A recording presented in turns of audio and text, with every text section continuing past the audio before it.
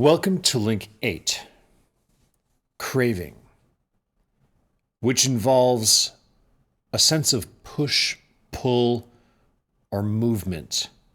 What we want to notice in our experience is an energy of leaning or movement. Movement towards something or away from something. It's a feeling of gravity. Essentially, we want more of the pleasant feeling tones or less of the unpleasant feeling tones, or just novelty of something else besides neutral feelings. So craving is not only some big dramatic desire, it can be very subtle. It's just the system starting to move towards or away. So now there's energy in the body-mind. See if you can sense this. Sensation generates feeling, which inspires movement. Push, pull, lean, move. And the interesting thing is that moving towards and moving away are happening at the same time. If I move towards something I want, I'm also moving away from something else. If I move away from something unpleasant, I'm also moving towards some imagined relief, safety, comfort, or control. So craving is the movement of experience. In our video game metaphor, this is where the feedback becomes motivation. The game has already told us what feels rewarding and what feels punishing. Now the player starts moving towards rewards and away from damage. Get the magic item, avoid the enemies or traps, so we know what we like and what we don't. So we take action to get what we want and avoid what we don't.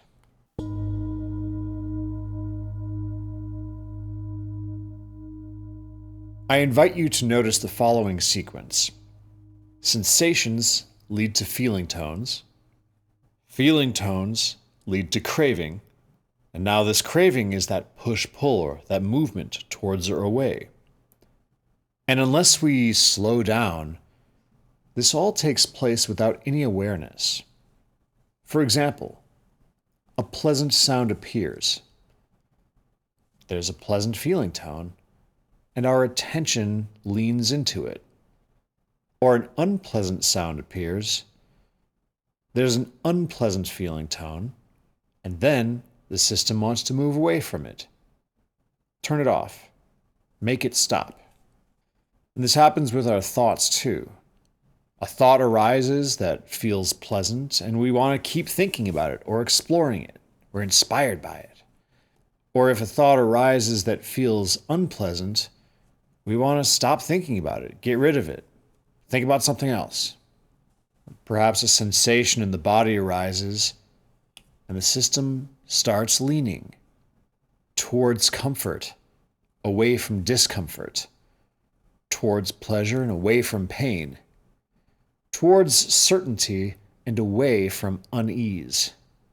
This is the beginning of taking action. And most of the time, we're just acting on autopilot based on our existing patterns and tendencies. We don't think, oh, a sensation arose, then a feeling tone, then a subtle movement of craving. No, we just find ourselves already moving. We're already reaching for our phone, grabbing snacks, avoiding doing our work, our chores, trying not to have that conversation we know we should. We're already checking our messages, social media, already saying the thing that we might not want to say without considering how it's going to land or why we even want to say it in the first place. We're already trying to change the experience and make conditions more comfortable in whatever way we might want them to be. That's why this link is so important to notice.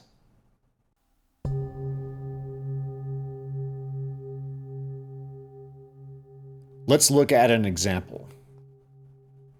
An example might be hunger. Hunger arises, and before we even think about it, we may already be reaching for food, not even really asking, what do I really want? Or what do I need? Am I actually even hungry? We just go into a kind of trance. Grab it, eat it, move on, stay distracted. Obviously, it's not that eating is bad. We have to eat. The point is the automatic movement and the fact that we don't slow down enough to just pause and check in with our own wisdom. Or maybe there's a little ache in the back. Sensation appears, there's an unpleasant feeling tone, and then immediately, I need to move around. I need this to stop. And sometimes we do need to move. Sometimes we need to take care of our bodies.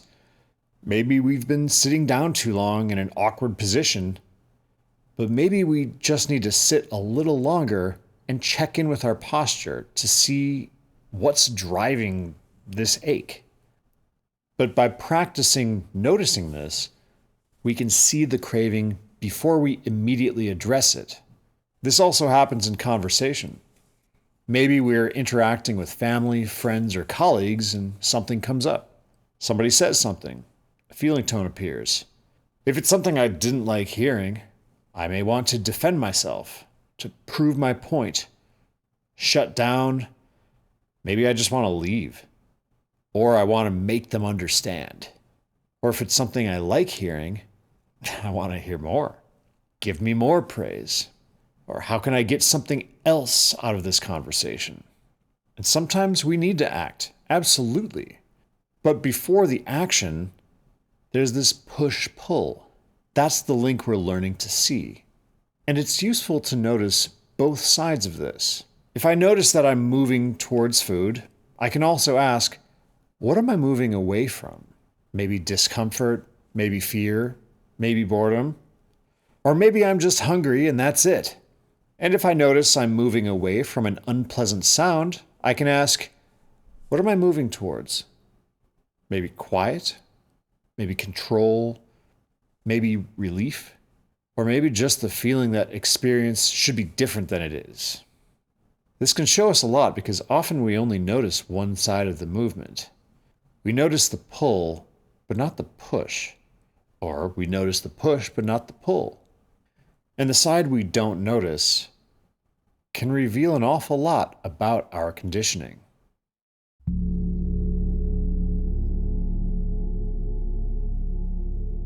So how do we get trapped by this link?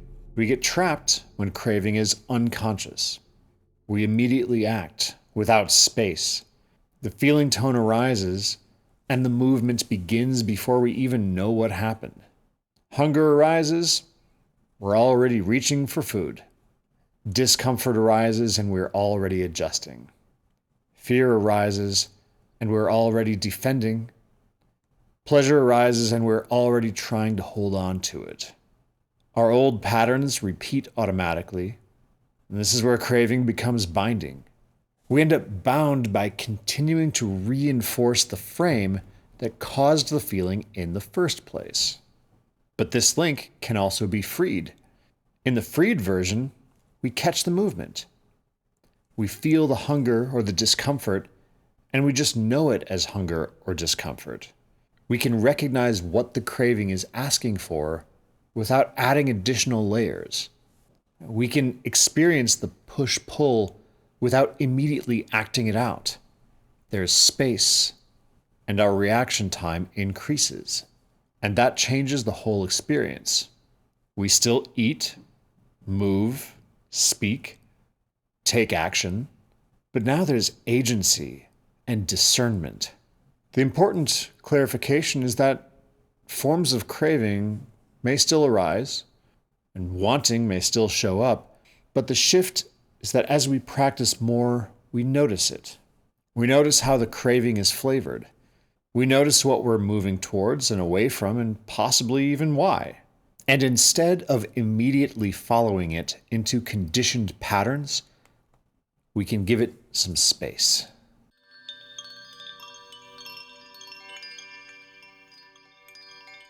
For our practice, we're going to get more precise with this movement.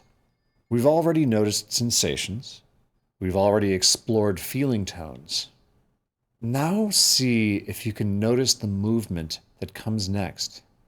Whenever you feel that little leaning into experience, that wanting to go somewhere, that craving to move toward the pleasant or away from the unpleasant, just notice it and breathe into that moment a little bit.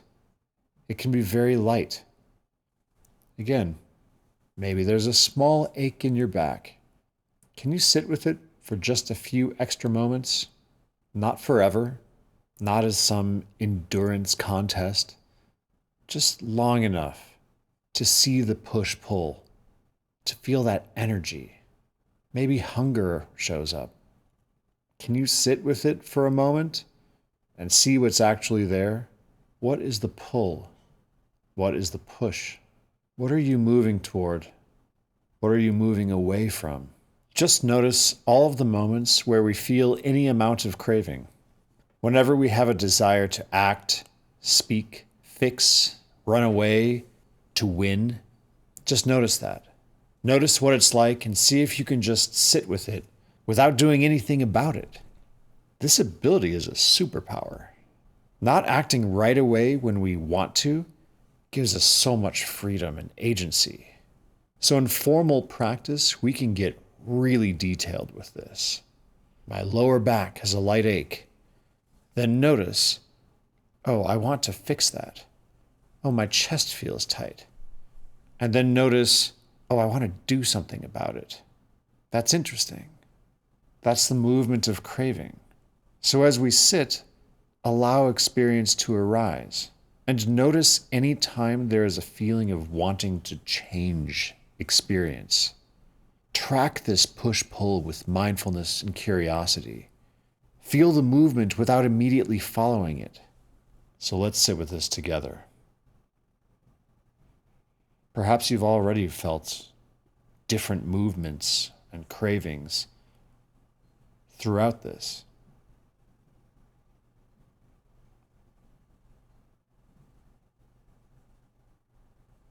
Continue to notice this just as an expression of energy.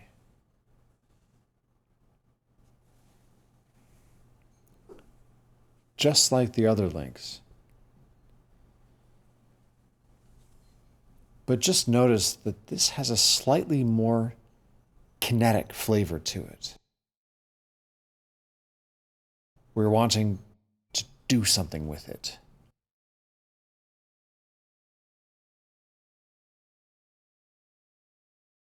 You likely even felt that in the last link.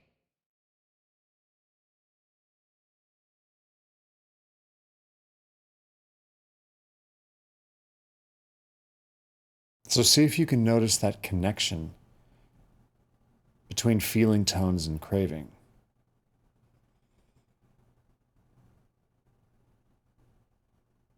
Try to catch that. Last time we cast a net to catch feeling tones.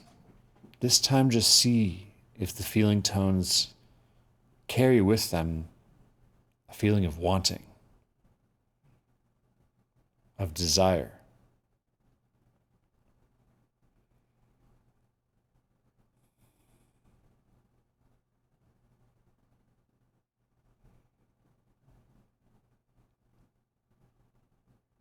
And notice how long it lasts.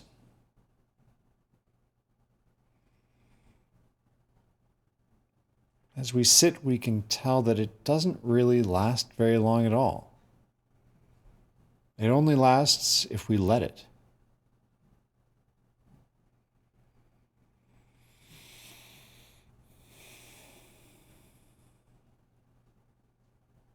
And let it go.